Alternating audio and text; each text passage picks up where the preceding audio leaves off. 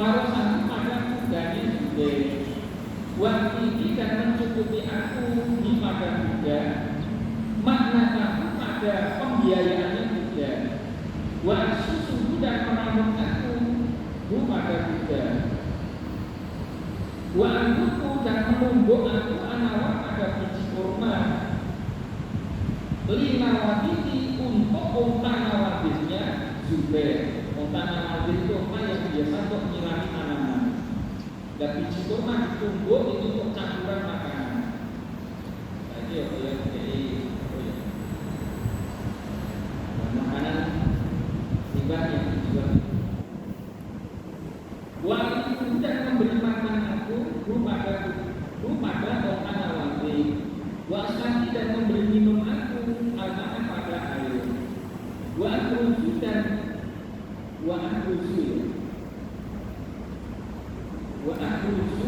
gorban.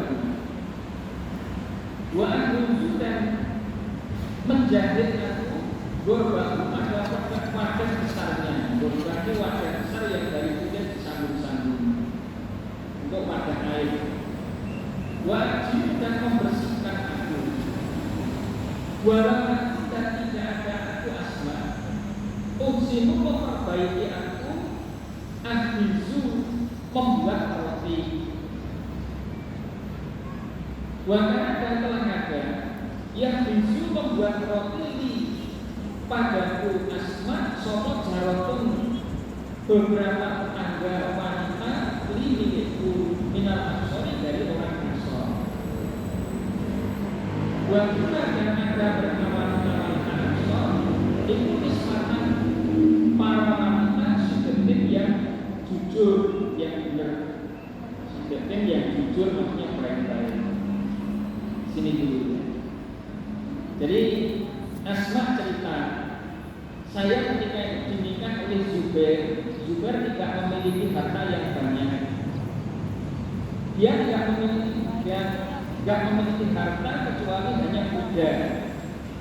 Saya pada waktu itu merampok kudanya, mencukupi, memberi makan, merampok, menumbuk biji kurma untuk memberi makan kota Nawawi, dan saya juga merampok kota Nawawinya juga. Warna kurmus itu bisu, saya nggak pandai membuat roti, saya nggak pandai, jadi saya bukan termasuk orang yang pandai memasak. Pandai roti itu raiso, nenek mana pinter. Warna yang bisu di jargon.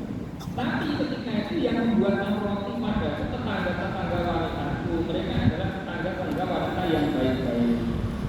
Ini ceritanya di sini. Mulai berkata siapa Asma bukan cerita.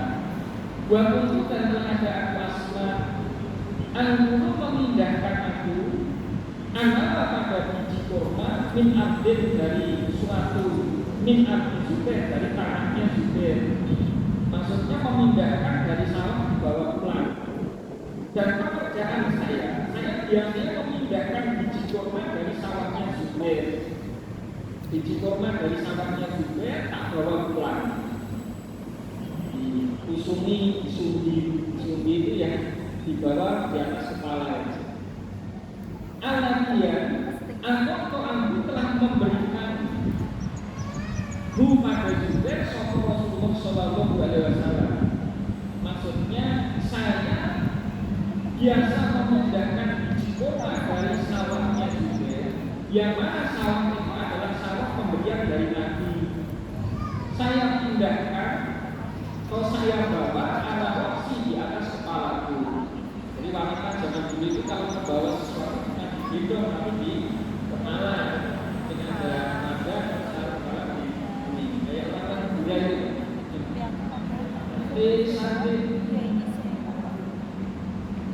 di bawahnya di sumbi di kepala. Buahnya ada pun buminya Zubair. Allah suruh saya atas 2/3 farsahin farsa, 2/3-nya farsa.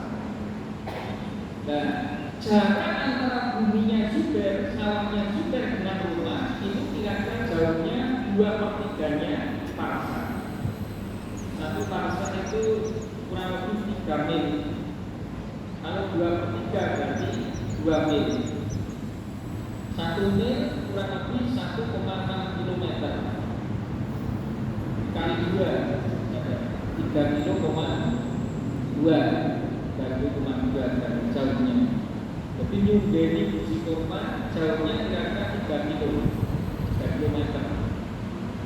Aduh, lebih jauh daripada situ. Dua kira-kira situ mana? Ini jauhnya punya ya? Juga kenanya masih kurang.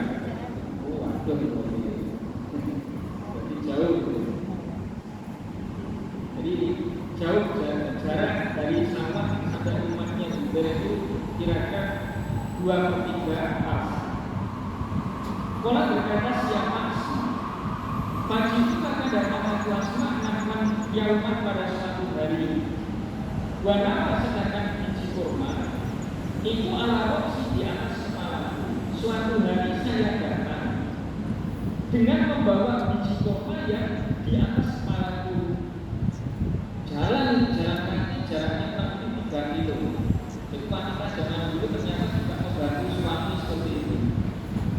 Membantu suami tidak terima bersih, tapi membantu bersihkan suami. Sampai seperti ini luar biasa.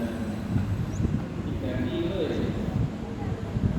Malam itu maka ketemu aku dalam perjalanan. Malam itu maka ketemu aku Rasulullah kepada Rasulnya Allah Shallallahu Alaihi Wasallam. Wa ma'aku dan bersama Nabi sopo nafarun segolongan bin ashabi dari sahabat-sahabat Nabi.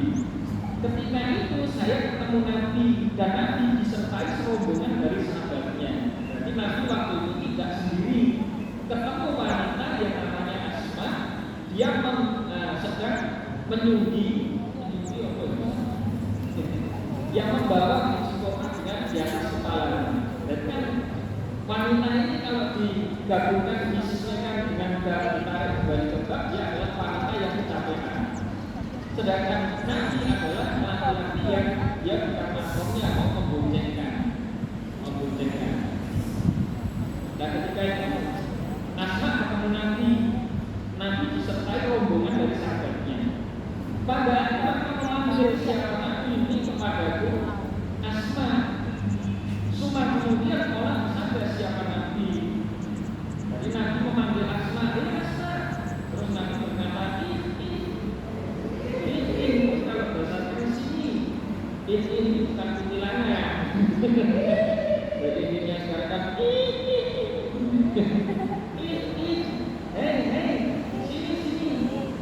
Maksudnya, lihat lagi akan memboncengkan siapa Nabi ini padaku.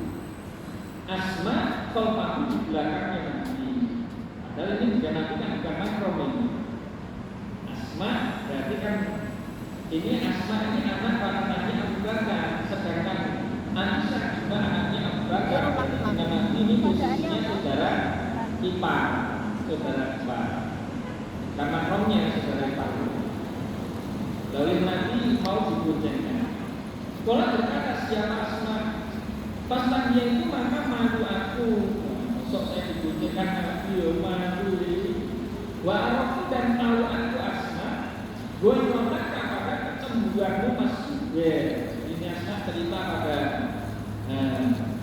Zubair, pada suaminya. Saya tahu tentang kecemburuanmu. Sampai tentang cemburunya gede loh. Aku diboncengkan Nabi, gue cemburu. Pakola akan berkata siapa Zubair suaminya Asma, bahwa demi Allah lah mungkin saya memboncengkannya Nabi padamu, lah mungkin namanya, lah mungkin saya membawamu adalah pada biji kurma, ala roksi di atas kepalamu, itu asyad lebih berat menurutku daripada naikmu mati bersama Nabi. Jadi kata Zubair itu diceritani istrinya, kamu membawa biji kurma di atas kepala itu lebih berat bagiku daripada kamu membonceng di kendaraannya Nabi. Maksudnya kata Zubair, kenapa enggak mau diboncengkan Nabi? saya lebih malu pada Nabi dengan aku membawa korban kemalangan itu. Sekolah berkata siapa Asma, kata sehingga itulah kerjaannya Asma tiap hari seperti itu. Terus Asma kata sehingga Arsalah mengirimkan ilayah kepada Asma Sofa Abu Bakar, mengirimkan maksudnya mengirimkan bahkan setelah darikan demikian itu dikirim dengan pelayan. Sehingga setelah kejadian itu Abu Bakar memberi pelayan kepada Asma. Jadi ini pelayan untuk membantu kesibukan di rumahnya. Setelah dikirimi pelayan,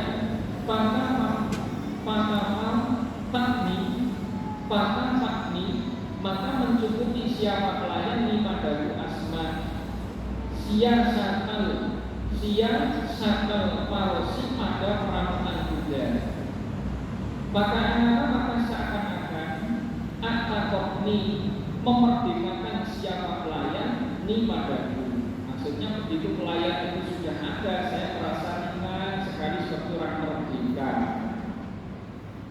Jadi yang diambil hikmahnya sesuai dengan judulnya, bolehnya memboncengkan wanita yang bukan mahramnya ketika melihat wanita tersebut dalam keadaan capek. Dan Nabi pada waktu itu menawarkan Asma untuk diboncengkan, padahal Asma bukan mahramnya. Kenapa ditawari oleh Nabi? Karena melihat Asma kecapean. Jadi umpama Asma itu mau, itu boleh. Karena apa? Satu, jumlahnya waktu itu tidak hanya Nabi sendiri, berarti statusnya bukan nyepi. Yang kedua, ketika Asma bonceng, ketika itu Nabi juga tidak naik kendaraannya. Jadi Asma di atas, Nabi yang turun kendaraannya. Karena kendaraan zaman itu kan kontak. Jadi tidak kok kayak sepeda motor yang diboncengkan di belakangnya, enggak. Jadi kendaraan zaman dulu itu kuda atau onta. Nah, wanita yang kecapean misalkan mau diboncengkan disuruh naik, kemudian laki-laki itu berjalan sambil menutup ontanya. Dan itu nanti disertai sahabat yang lain, jadi tidak nyepi. Jadi yang dipahami di sini. Dan sampai dasar hadis ini digunakan tuh judulnya boleh memboncengkan wanita yang bukan mahram misalnya. Jadi pemahamannya ya Nabi menawarkan satu karena Nabi disertai sahabat yang lain sehingga tidak nyepi. Yang kedua, ketika wanita itu mau diboncengkan itu masih tidak naik kendaraannya, tapi Nabi jalan sambil turun ontanya. Ini seperti kasusnya hadis Zulkifli Aisyah ketika dituduh zina dengan Sofwan itu kan juga Aisyah memang diboncengkan di kendaraannya Sofwan, tapi Aisyah di atas, Sofwan di bawah nuntun itu. Jadi orang Sofwan yang naik kendaraannya enggak, sehingga tersebar cerita dusta itu dianggap Aisyah zina dengan Sofwan itu. Paham? Bagaimana? Nah, ya. Itu yang mau dijelaskan. Kita lulus menit.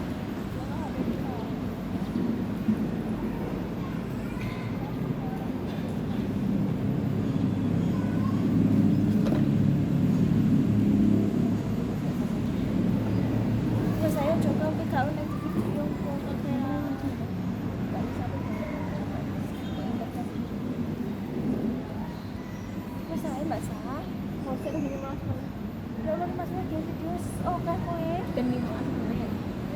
berapa detik? Lagi Mau apa tahu HPmu?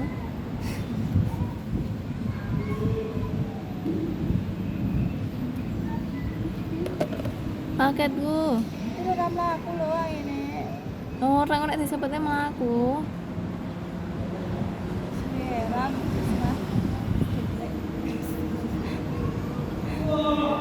ya Allah.